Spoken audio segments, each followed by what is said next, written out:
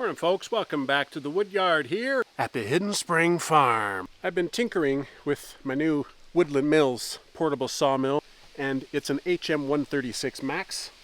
I got a 9-foot log set up, and I'm not quite sure how it's going to go because it's been sitting for quite some time. Got a little bit of a pile right there. I got a huge pile way over there past the olive, and I got to get to that first before I do anything else. It is looking a little worse for wear, but honestly, sometimes when you start cutting into these things, the wood inside is perfectly fine. It looks pretty straight, so that's a good sign. Check that bad boy out. This is what happens when the wood sits too long. Okay, buddy. You got to get off of there. Get over here, okay? Stay there. I want to address a couple things. One is that bucket doesn't seem to catch a lot of waste sawdust. The sawdust seems to want to get scattered around everywhere. And I know you're going to get sawdust, don't get me wrong, but I feel like I need to raise up this bucket or something. So I'm going to try a different kind of hook that raises the bucket up and see if that makes any huge difference. The other thing is I can't seem to get any water to come out. The water in the tank is supposed to come down these tubes when you turn the throttle on and get it going. And it's supposed to come out somewhere around right here. And that is intended to cool the blade as it's cutting through your log. It doesn't get too hot. It may somewhat act as less friction because it'll allow the blade to go smoother through the log. I don't know. I gotta maybe figure out how to adjust that. I don't think that's complicated though. I got a little mask, although I need to get a better one. And I got my ear protection. And of course I have my eye protection. I feel like that's very important because you spend a lot of time on the mill. And I mean, your hearing will just be shot if you don't protect your ears, that's for sure. I don't think there's too much of a safety issue where the eyes are concerned, but you never know. It's much better to be safe than sorry. Let's get started. One cut done on the log, and I'll show you what I'm talking about with respect to the catchment system here. Nice thing about this Honda engine, as soon as you get it turned on, it tells you how many hours you've been working on it. So I've been working on it for, 1.5 hours so far? So at least it'll keep track of it all for me.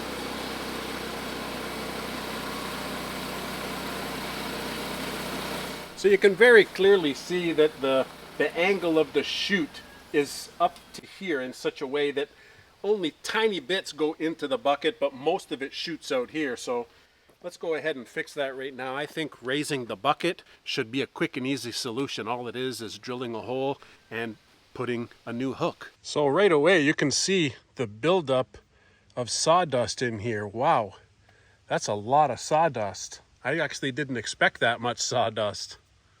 But what can you do? It's a sawmill. It's going to produce sawdust. And I guess it's supposed to shoot down here and get out of there. So all really I need to do is put some kind of a hole there and raise up the bucket.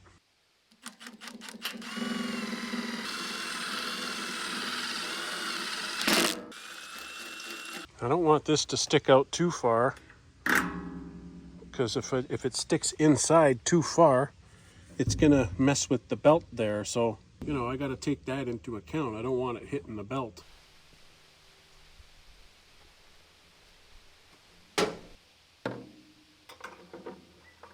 Hopefully that'll work better, and I mean, it'll just shoot down into the bucket now.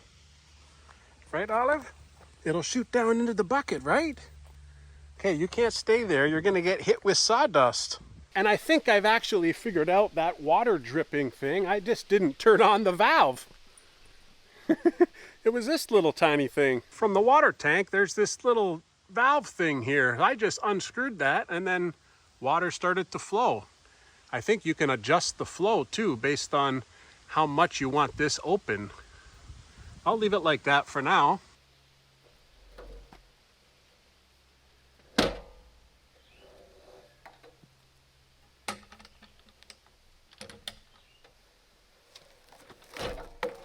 I kind of need a place to put this thing too. This is the cantilever thing. And I mean, so now I'm finished. I don't know what to do with it. It's like, do I just throw it on the ground? I can't really fit it in here. Maybe I can make some kind of a little hook here, and that can just kind of sit there. That way I don't gotta have to keep putting it down.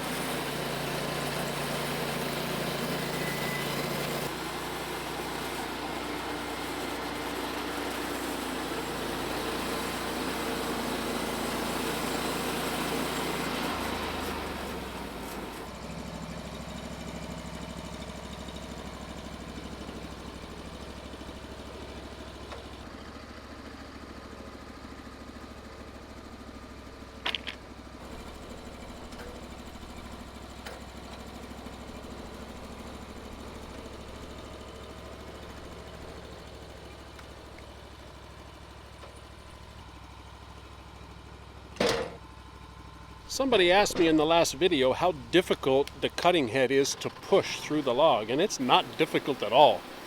I mean, it cuts like butter right now since the blade is so new. I can just push this with my one finger. I can do it with one hand behind my back. I think I could make this a 6x6 post, because if I go right on the edge, it's exactly 6 inches. If I go this way, it's 6 and a bit. And if I go this way, it's 6.5. So this part needs to get cut out anyway, because this part's no good. But I'll be able to get a 6x6 out of this.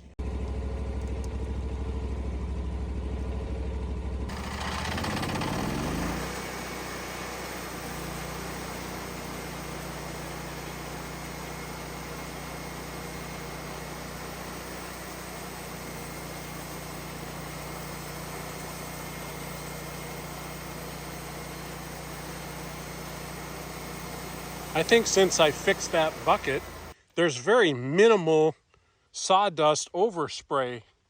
And I mean, I just cut that log. It looks like it's about a half a bucket now.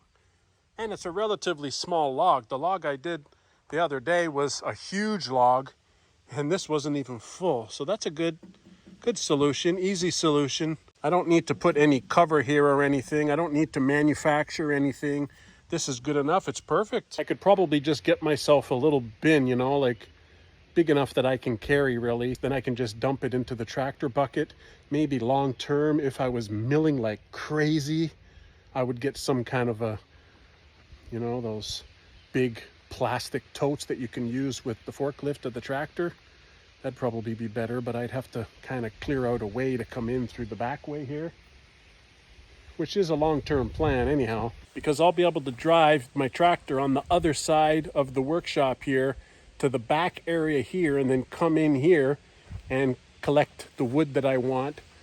You know, I'll be able to clear out any debris or anything. So that's kind of what's in my head about the back end of the roof here when it gets done. But I just got this drying area set up. All these planks are drying from the other day, and now I got a 6x6 post. Now this is 9 feet long, but you know, this is not flat. Once I cut that straight there, and then once I get rid of all this area because this is a little bit no good. I'll probably be cutting it somewhere around here. It'll be then an 8-foot post. Not too shabby really for a log that's been sitting for a really long time, probably more than a year, as I've been anticipating getting this mill. I finally got the mill, and I finally able to get to these logs, and it's still in pretty good condition, I'd say.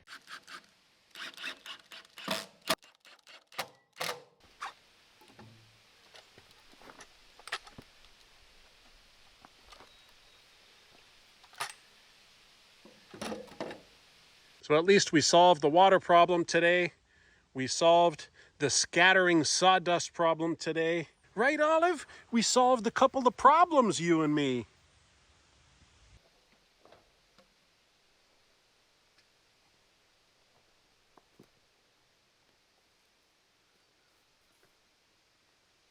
And in addition to those two things, we got ourselves a little hook here, very simple hooks.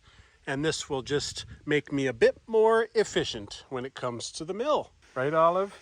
Efficiency is very important, right? These offcuts are called slabs, and they're basically, can turn this into firewood easily. So that's what I'll end up doing long term. Same with the sawdust. The sawdust is not wasted. It's going to end up going in our compost bin and mix in with all the animal manures to make some amazing composted soil. Now this stuff shouldn't be turned into any kind of siding in my opinion because of the bark. You know, sometimes I make a mistake and I just make a wrong cut. Like this is a thin piece. You can see it's so thin right there and so wide here, so I needed to cut this off. But this, you can't really use this for much because it has the bark on it. You don't want to be building with the bark because the bark is what gets rotten and the bark is what harbors insects. You see right here, you see how it's all wet underneath and it's all nasty. You're going to get fungus. So I don't know, maybe it can be done, but in my opinion, I don't think I want to build with the bark on. But that being said, there is a special add-on for the mill that allows you to cut boards on an angle. And what that'll do is allow you to make your own siding. So that's something I can look at in the future. For now, I just need to focus on making whatever lumber I can to build this sawmill shed to cover this huge investment. It's July now, so I have August, September, October, November, and then sometimes it snows in November. Definitely it'll snow once or twice in December. So I pretty much have 4 months to prepare some lumber, start working on this huge covered structure for my wood yard. I'll also have to figure out the span, you know, the first beam, you know, like if I put a column right here and then a column over on the other side, this mill is 19.5 feet. So really, if to get my equipment and my tractor moving the logs, it's gonna have to be at least a 22, 24 foot beam. So I don't know if I can use any of those huge logs, or hopefully I can find a huge tree that's perfectly straight that I can mill. Mind you, this mill only does 16 feet. So I'll have to figure out, I know there is a way to do longer cutting, but I'll figure that out. No problem. Hopefully you enjoyed the episode. Thanks for watching. We do all sorts of fun farm stuff, and it's usually a wide variety of things. You know, we have a lot of livestock animals. We're running a farm stay business here. We have Olive here. We have a bunch of barn cats. We have the sawmill. You know, I do a lot of building. I do all the building by myself.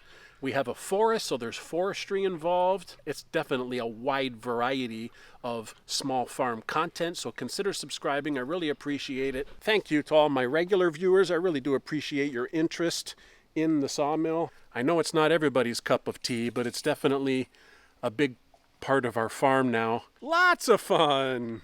Thanks for watching, guys.